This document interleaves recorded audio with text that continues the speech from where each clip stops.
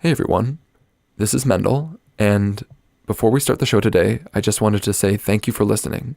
This officially marks halfway through our first season. Now, you may not know it, but this podcast is really just Adam and I working in our spare time.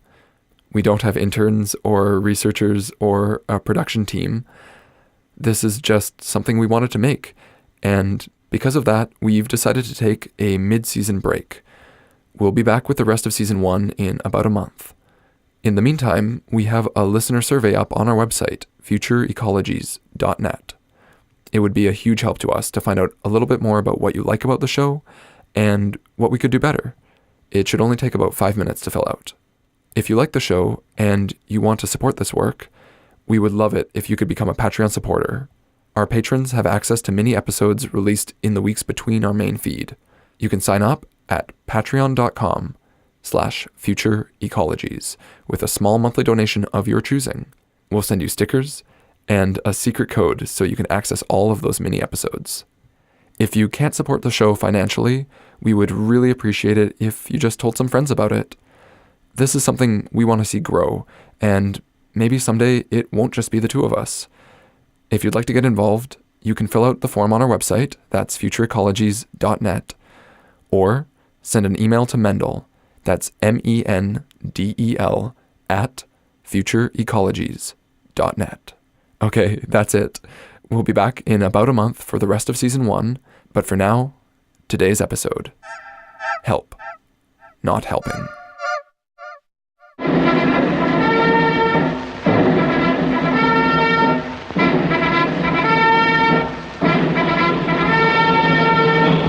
President, you raise your right hand. You, Harry S. Truman, do solemnly swear. I, Harry S. Truman. In January of 1949, President Truman addressed a nation that was only just beginning to embrace the post-war mantle of leader of the free world, and he had big plans. We must embark on a bold new program for making the benefits of our scientific advances and industrial progress available for the improvement and growth of underdeveloped areas. This is the first known use of the word underdeveloped to refer to the so-called Third World, a term which would not appear for another 3 years. More than half the people of the world are living in conditions approaching misery. Their food is inadequate. They are victims of disease. Their economic life is primitive and stagnant. Their poverty is a handicap and a threat both to them and to more prosperous areas. For the first time in history, humanity possesses in knowledge and skill, the knowledge and skill to relieve the suffering of these people. We need to remember that the main promise of President Truman when he coined the word underdevelopment, the main promise is that we will catch up. Meaning that we, the underdeveloped, will, because we will have development, then we will be like the developed ones. Such new economic developments must be devised and controlled to the benefit of the peoples of the areas in which they are established. Guarantees to the investor must be balanced by guarantees in the interest of the people whose resources and whose labor go into these developments.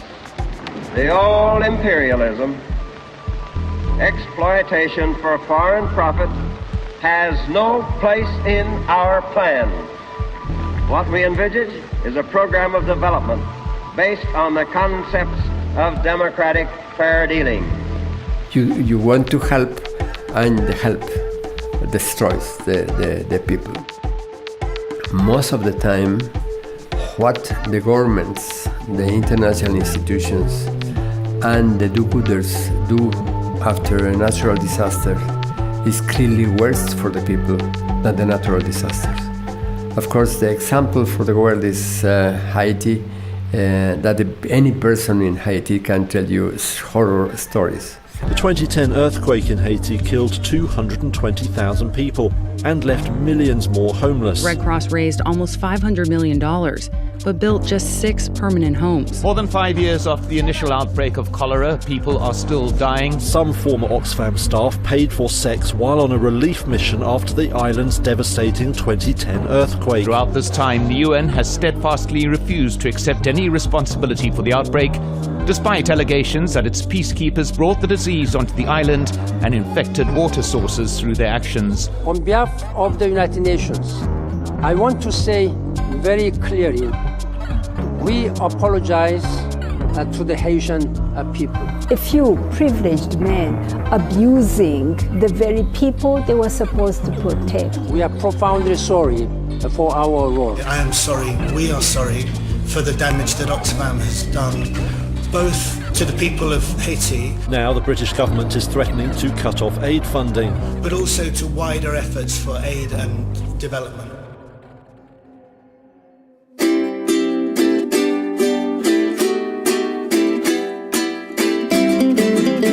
Broadcasting from Vancouver, British Columbia, on the unceded territories of the Musqueam, Squamish, and Tsleil-Waututh peoples. This is Future Ecologies. I'm Adam Huggins. And I'm Mendel Skolsky. And today we're going to find out what earthquakes, Austrian Croat social theorist Ivan Illich, and Zapotec ejidos can tell us about development and disaster response.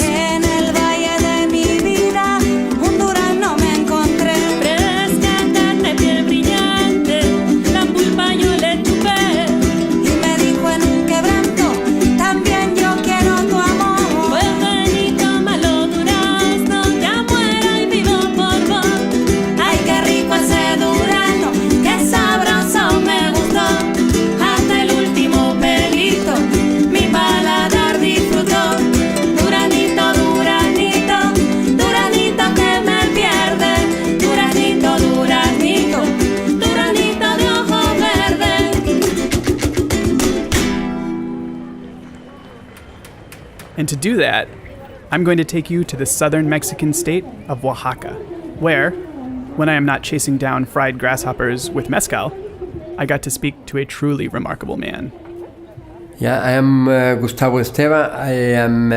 I usually introduce myself as a deprofessionalized intellectual, but I currently more inclined to introduce myself as a person activated by the people, not an activist, because the idea of an activist is that you are activating the people.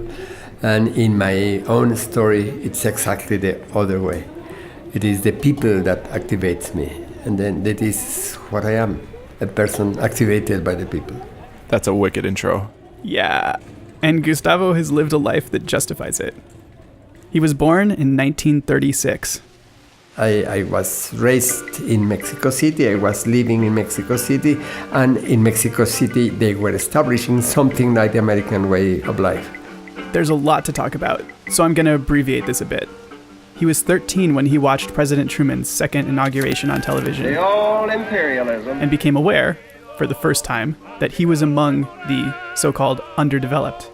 So he got an education, got a job with a bank, and eventually became the youngest executive at IBM at that time.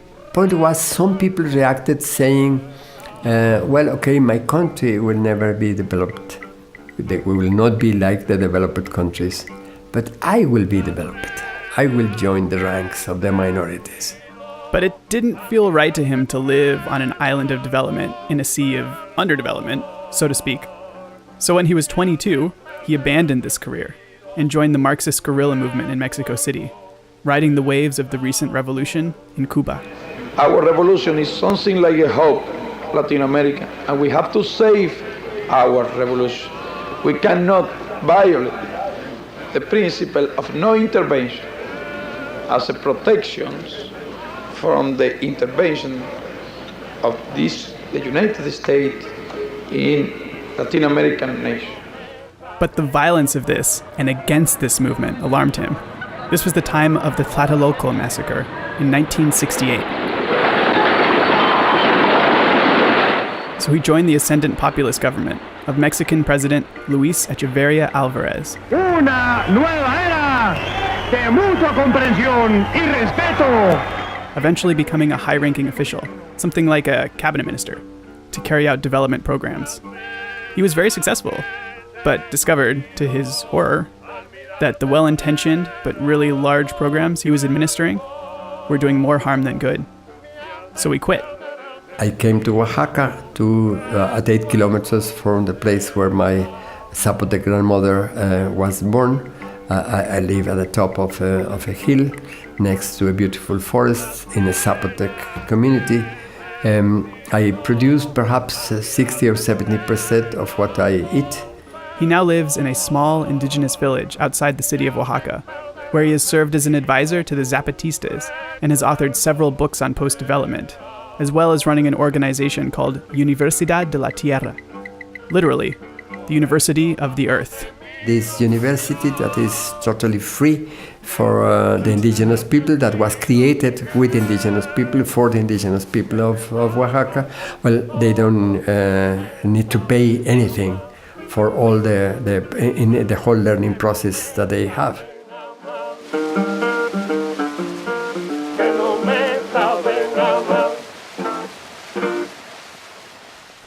So he flipped. He went from trying to work with development aid to really working on behalf of underdevelopment. How did that work? Yeah, it's kind of a complicated story, but it has a lot to do with Ivan Illich. Each of the new miseries which I've listed is a very specific byproduct of over-efficient production. Each represents the internal frustration of the basic purpose of the corresponding industry. Acceleration in locomotion increases the time spent in traffic. Healthcare beyond a certain level decreases the ability of people not only to adapt, but also robs them of the ability to do something about an unhealthier, sick-making world. Have you read Ivan Illich? I briefly once. Nice. A long time ago. We've wandered actually pretty far from our connection to ecology here. It's a little bit tenuous. So I'm not going to get into Ivan Illich's work, although that could be a really fun podcast where we just deconstruct. Okay, never mind.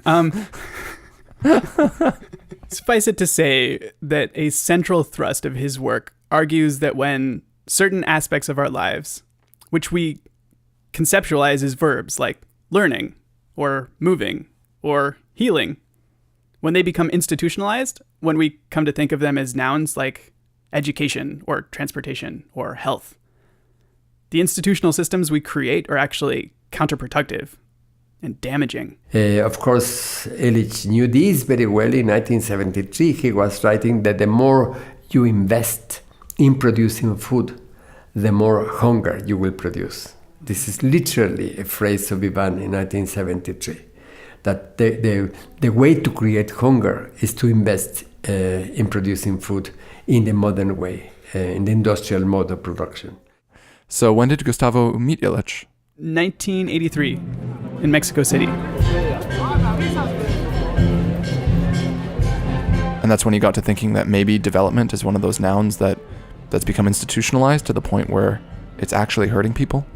Yeah, and that's actually assuming the intention of development really is to help poorer countries, which is debatable.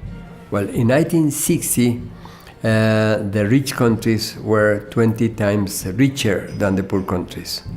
20 years later, 1980, the rich countries were 42 times richer than the poor countries. Meaning, for us, that was our awareness. We will never be like the developed ones. Second, development is very good business for the rich countries and very bad business for us. That this has no meaning. The reaction of most people in the early 80s in our countries, in our places, was a kind of rage. We were angry, where the expression was, why we are doomed to be all the time at the end of the race? What kind of destiny is this? Who organized this kind of situation in which we are some people left behind and there are some people very advanced? This questioning of the idea of development led to a series of conversations. In the late 80s, Ivan Illich invited us to have a reflection, a conversation about after development what. That was our feeling in the 80s, that we were already beyond development. And these conversations helped to crystallize Gustavo's ideas on development. which are really helpful, actually. He introduced me to this idea of the Sachses of development. Is that like some kind of parable? In some ways it is. And Gustavo will introduce us to the three Sachses right after the break.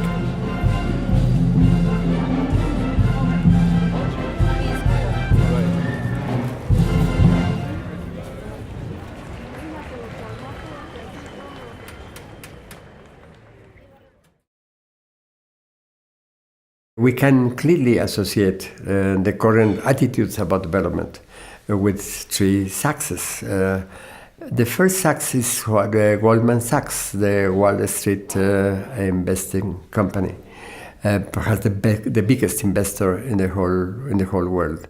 Sachs number one is one we're probably all familiar with. Goldman Sachs.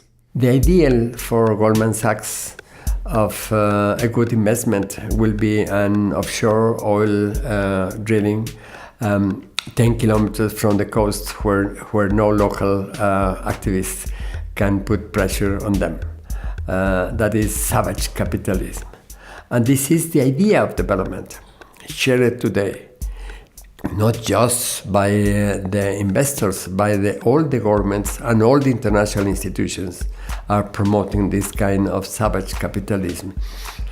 They are becoming a barbaric kind of operation, destroying everything. They cannot stop this destruction. This is the dominant position at the top of the governments all over the world. I cannot think in one single government that is not sharing this basic idea about development. So what he's talking about is like development with a capital D. Development! The kind that's like, we're going to create all these jobs by building this dam, or building this pipeline, or this mine in your community, and so on and so on. So many jobs. You're going to have so many jobs you won't even know what to do. Okay, yeah, it's essentially the imperialist investment and resource extraction masquerading as development that Truman explicitly condemned in his speech. Exploitation for foreign profit. Yeah, so much for that. But aren't there still a lot of humanitarian development initiatives? Which brings us to Sachs number two, Jeffrey Sachs. That name sounds familiar. Maybe you heard him speak on Freakonomics? Or in the press? The man gets around. I actually have no idea who this guy is. The second kind of attitude is the attitude that we associate with the name of Jeffrey Sachs. This was an advisor to the governments of Bolivia and Poland, and they wanted to dismantle the governments to put everything in the hands of the market. And Jeffrey Sachs was a fanatic of this attitude. But he is an intelligent man, and he acknowledged that they were creating, as we know, development creates misery and hunger for many people. Yes, they create development, but development creates misery and hunger. He said, really, we want to protect development and capitalism. This is the best, but we don't want AIDS and we don't want hunger and we don't want misery. Then let's do something to address directly with this state, with the government, these apparatuses that we are destroying. Let's use them and do-gooders. And then he was people like Bono and other Bill Gates, these kind of people, supporting them to do something directly to protect the people mostly affected by development. But this, I will insist, they are doing something of that kind. In many cases, this is also counterproductive. This is also destroying things, destroying the subsisting capacity. I must say that capitalism can be described as a war against subsistence. If the people are trying to keep their life by themselves, to live by themselves with their own means, what capitalism needs in the tradition of the original enclosure of the commons, what capitalism means is to destroy any possibility of autonomous subsistence. And they are trying to destroy that subsistence. Then Jeffrey Sachs and other do-gooders are trying to destroy subsistence, helping them to live with full dependency of what they provide to them. Perhaps the slogan for these people can be a chicken in every pot, cover against flies in every bed, and a condom in every penis. That will be the basic slogan for this kind of things. Well, sounds okay, I guess. Unless you don't like chicken. Or condoms. Or if you really actually do like getting bitten by mosquitoes. I love it. You freak. But I get the idea. We're going to try to take the negative impacts of Goldman Sachs style development and try to mitigate them and use our wealth that maybe we got from investing in one of these projects or whatever to help others live like we do. It's kind of circular, right? And as Gustavo points out, it assumes that we have a shared notion of standard of living. Development is a very stupid definition of what is the good life. Defining the American way of life in a very stupid way of defining the American way of life with a certain collection of things as the American way of life as the definition, the universal definition of the good life. First, you can say that it is not valid even for the United States.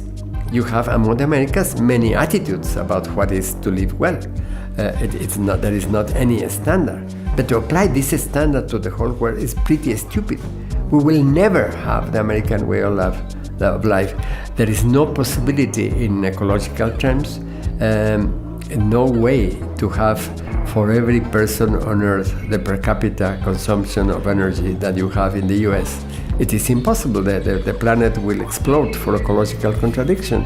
There is no way that we can have for every person on Earth that kind of life. But the most important point is that it does not seem to be for many of us a good life. And then we still have a lot of tradition of what is to live well. Which brings us to Sachs number 3. Wolfgang Sachs. The third, we associate the third position about development with Wolfgang Sachs. When Ivan Illich invited us, several of his friends, what is to be beyond development? And then we discussed it for 2 years, this in Mexico and Puerto Rico, in Ivan's home in Cuernavaca and in many other places. And then after 2 years conversations, we produced what was known as the Development Dictionary, in which we have 19 entries dismantling all the aspects of development in that specific book. And this book was edited by Wolfgang Sachs.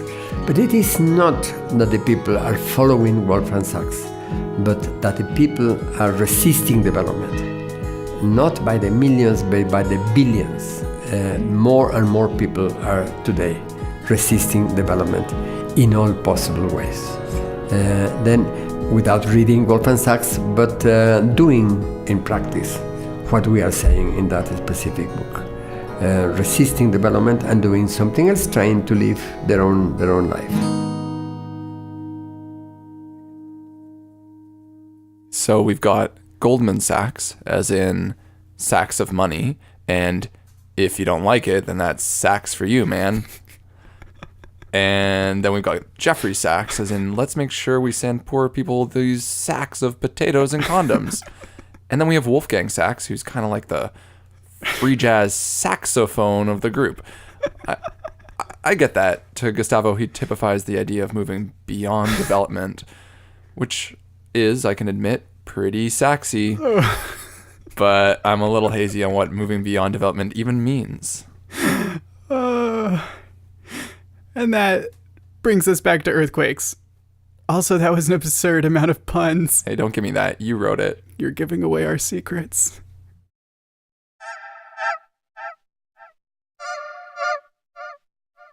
All right, so if you had been in Mexico City on September the 19th, 1985, and you had turned on your TV at 7 a.m., this is what you would have seen. 19 minutos 42 segundos, tiempo del centro de México. Sigue temblando un poquitito, pero pues vamos a tomar con una gran tranquilidad. Vamos a esperar un segundo para poder hablar. Can you imagine? It was a city of 15 million people at that time. It was a city in which 150,000 houses collapsed. and there were millions affected by the whole earthquake. The first thing that came for help, coming from Switzerland, was a jumbo jet full of water.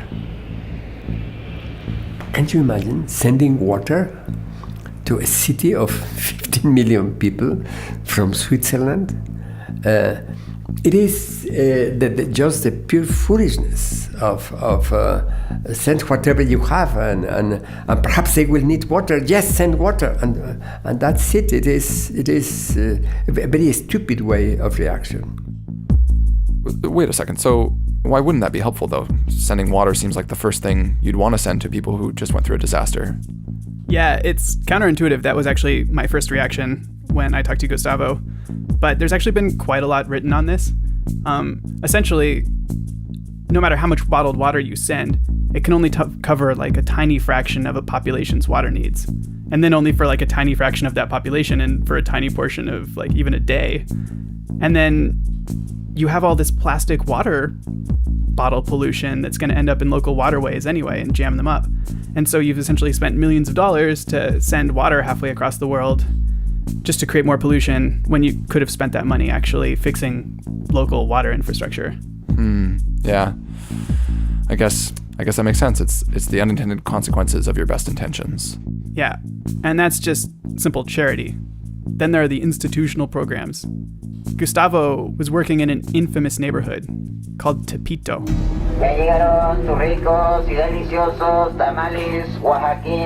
This is Tepito. Throughout the country, it's known simply as the Barrio Bravo, the roughest neighborhood in Mexico City. It's lived through the Spanish conquest, the revolution, and devastating earthquakes.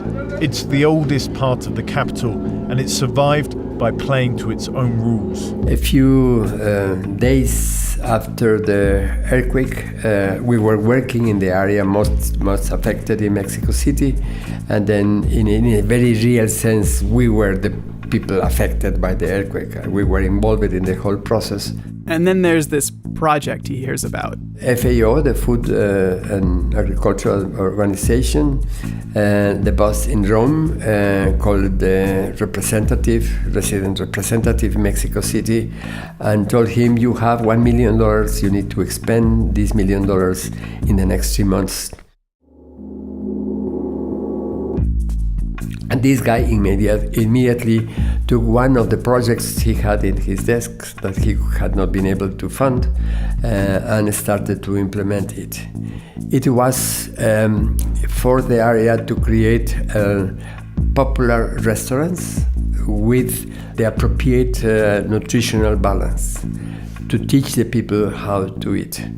The people of the area in Tepito were really furious. They said that in the 40s and the 50s they had nothing, and then in that time they were collecting leftovers from friendly restaurants, and they were cooking these leftovers in big pots in the street, and they were eating that kind of things. They were calling that kind of remains of food escamocha.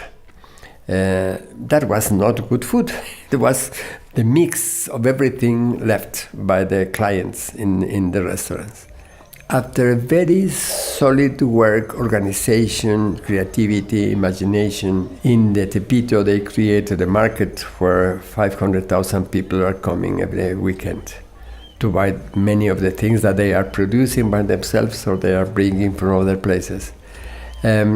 And they created a whole culture, autonomous culture, and you can see perhaps dirty children around because they are playing all the time, but you don't see malnutrition or people suffering of hunger. They are eating very, very well. And when they said that 40% of their income comes from producing and selling food, for the people that come to visit them every weekend. And then with these popular subsidized restaurants of FAO, they will deprive them of their main source of income. And second, they said, We don't want industrial escamocha. Then again, the leftovers of the society. For us, we know very well how to eat, and we eat very well and very good food. It's wild to see how something that seems like such a good idea at first turns out to be such a bad idea. And the Tepetans end up being subjected to so many good ideas that they get fed up. Pretty literally. You and the puns today. And then our friends in the area, our friends in the Tepetians in the area, asked us to go to the US and Europe to stop the flow of aid. And trying for us to explain how this was a problem for them, how they were killing them in a very real sense. And I accepted, I called my friends, and I started a very foolish trip of 15 cities separated from each other in 11 days. The media were very, very interested in an argument. They were waiting with checkbooks, assuming that I was coming to ask for money, ask for support. And when the message was exactly the opposite, please don't help us, please don't send a penny, please don't do anything, you are really affecting us. That was news, and I was in the front page, in TV, etc. But the whole trip was a total disaster, because when I came back in my office, there was a line of 50 people waiting for me, of all the agencies. They got the instructions from the people in Germany or every country that I visited, telling them, this guy should know what to do. Then you must go and offer all the resources that you have to this guy for him to spend the money. Oh my God. Then I told my friends what was happening, and then we took a decision. Then we went for 5 days just to have a solid reflection. If we need something from the people that want to help us, then under which conditions we can accept this kind of help, this kind of support. And then we came back with the conditions. And I must say that of all the 50 agencies offering us help, only 3 of them accepted our conditions.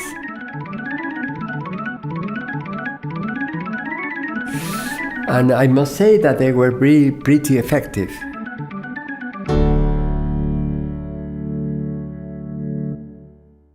And now, more than 30 years later, Gustavo is seeing a repeat of this same story. This is clearly happening right now in the Isthmus, happening in Puebla, happening in all places, because of the actions of the government or because of the actions of the do-gooders. Wait, what's happening? History repeats itself right after the break.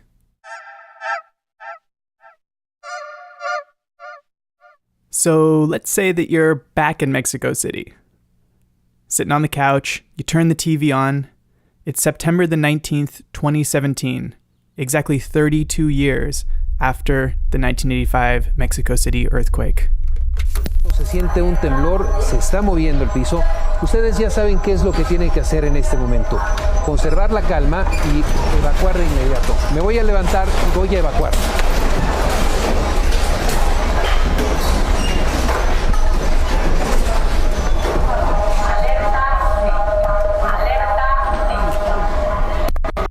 Last summer, somewhere between the coverage of flooding in Houston, wildfires in California, and Hurricane Maria in Puerto Rico, you might have heard about the earthquakes that hit Mexico, several in quick succession.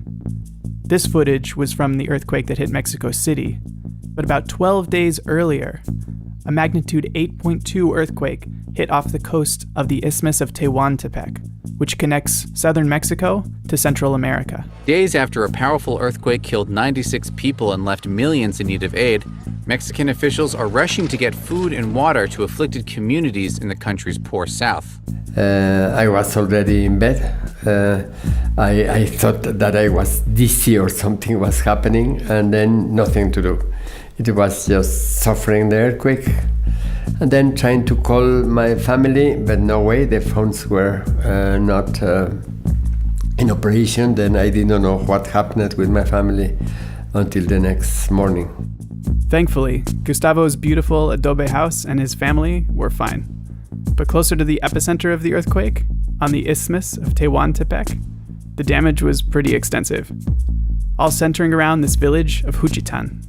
Hundreds of residents in this town of nearly 75,000 in the Isthmus of Tehuantepec region, which connects Mexico to Central America, are sleeping outside their damaged homes. President Enrique Peña Nieto, accompanied by many of his cabinet members, visited Juchitán. The president was in Juchitán, Enrique Peña Nieto, pledging that the federal government would provide aid to rebuild.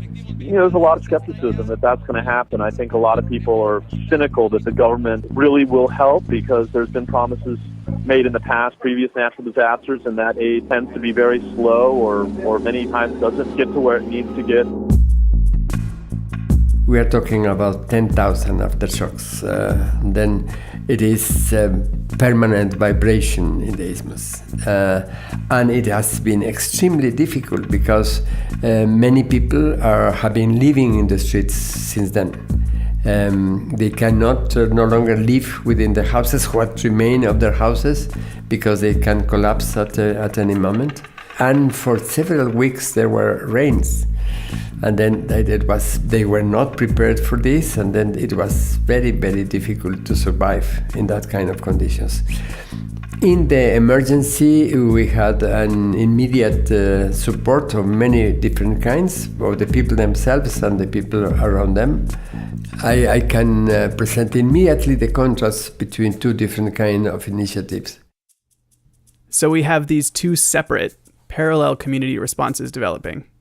One is institutional, from the government and other countries, and one is, for lack of a better term, grassroots, originating in the community itself. These dynamics become even more striking when we look at the differing responses to housing after the earthquake. Because the isthmus had really beautiful, functional houses. Many of these houses collapsed. Then the idea was how we can reconstruct keeping our traditions and keeping our beautiful places instead of the so-called modernization. The government and the companies, the corporations, were very anxious to destroy what remained and to build immediately other kind of houses.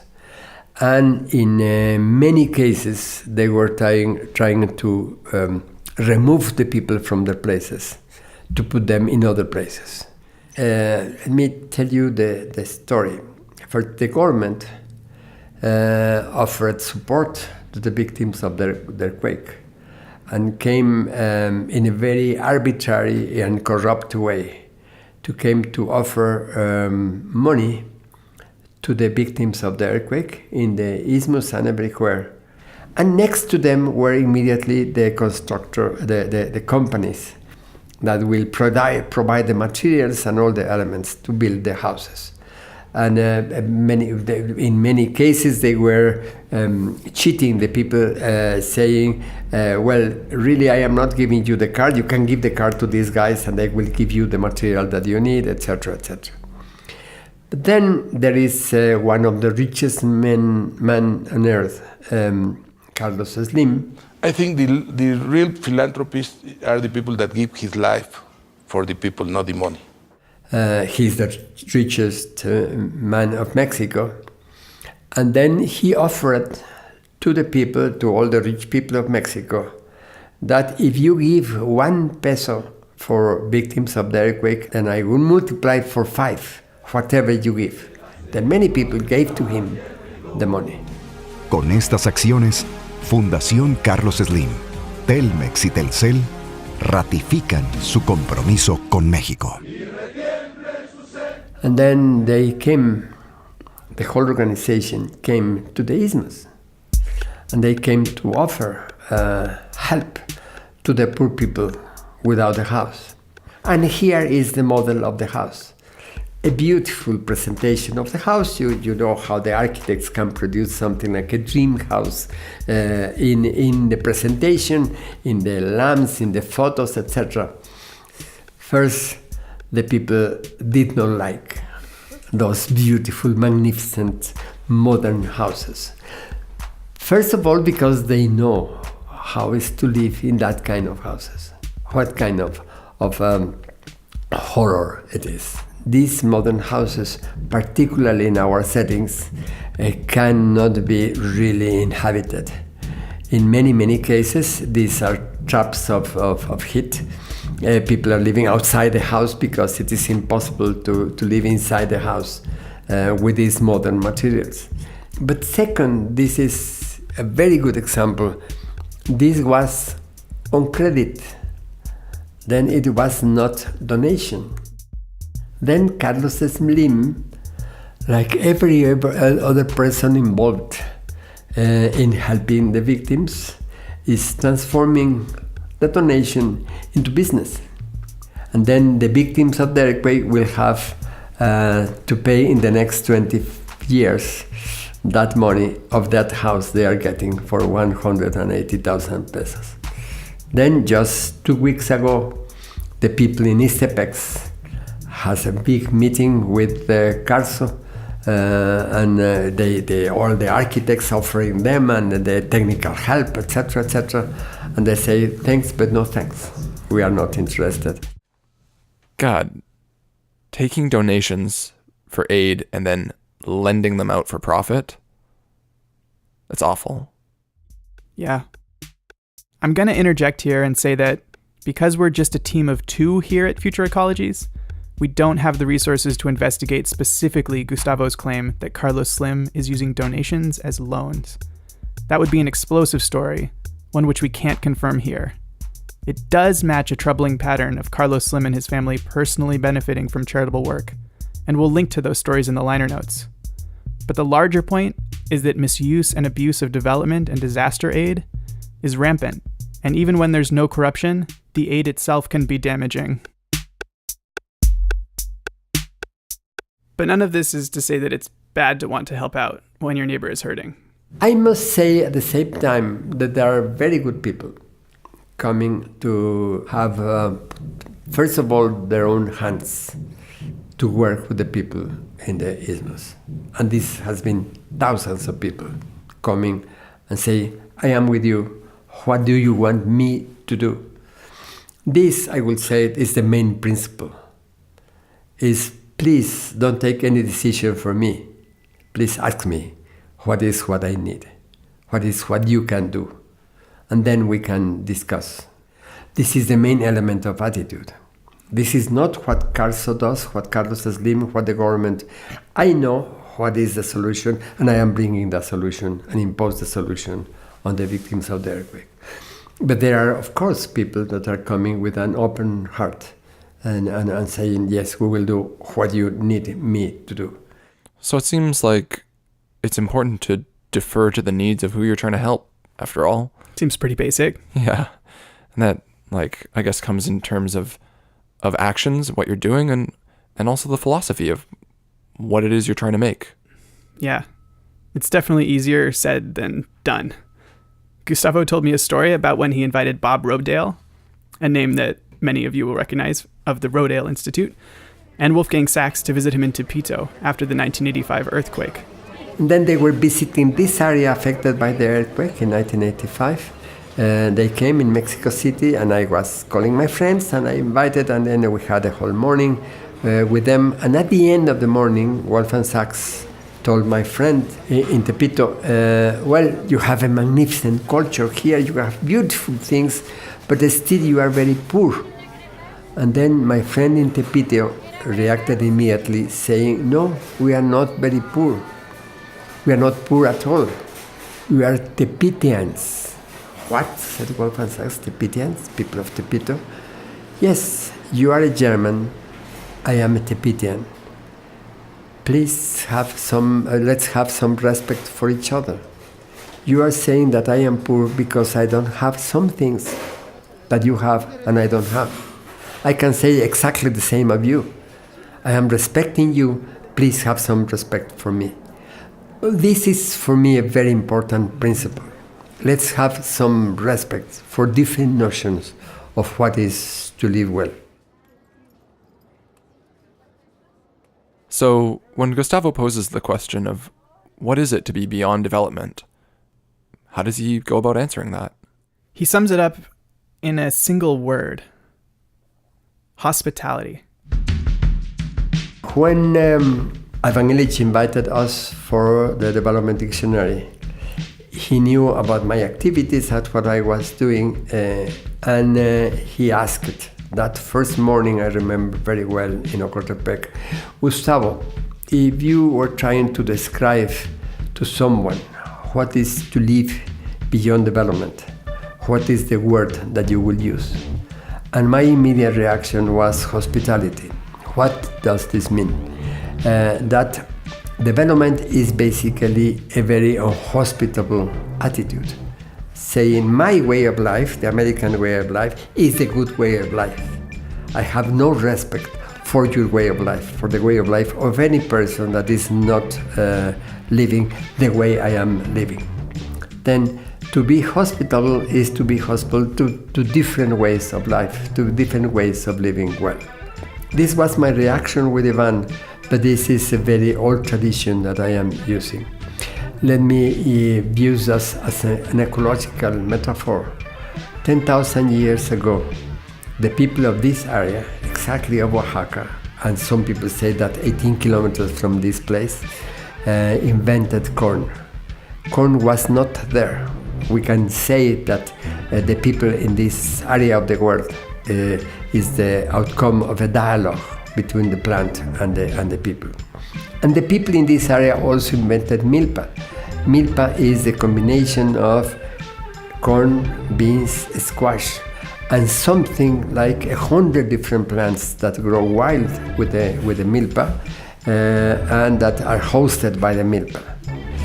Please try to compare this with eucalyptus, that you have plantations of eucalyptus everywhere. Eucalyptus is a very selfish plant. He absorbs all the nutrients around. Nothing can grow around one eucalyptus.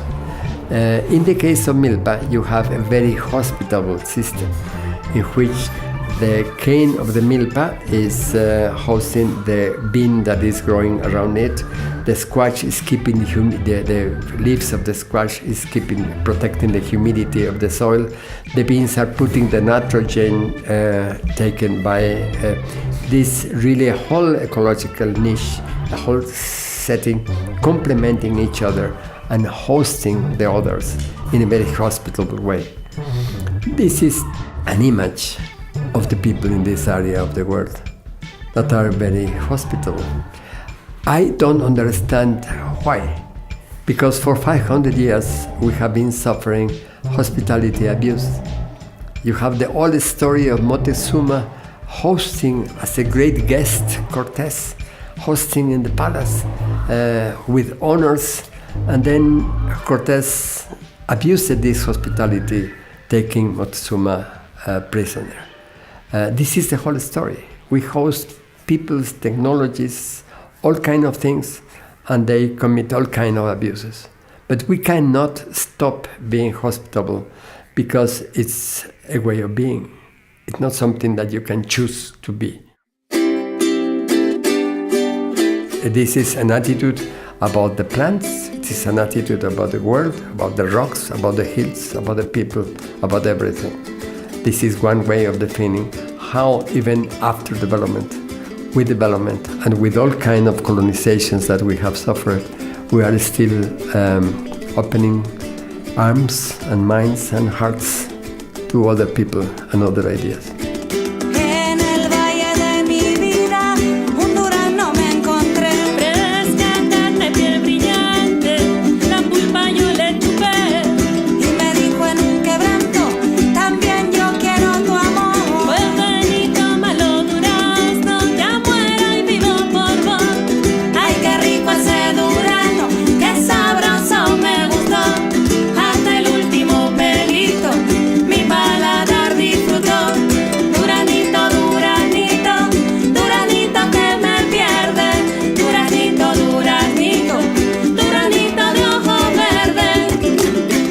Future Ecologies is produced by myself, Adam Huggins. And me, Mendel Skolsky. And we are now halfway through season 1, which means we will be taking a short break. If you're hungry for more Future Ecologies, listen back into our archives. There's lots of good stuff. Thanks for listening. We'll be back in about a month.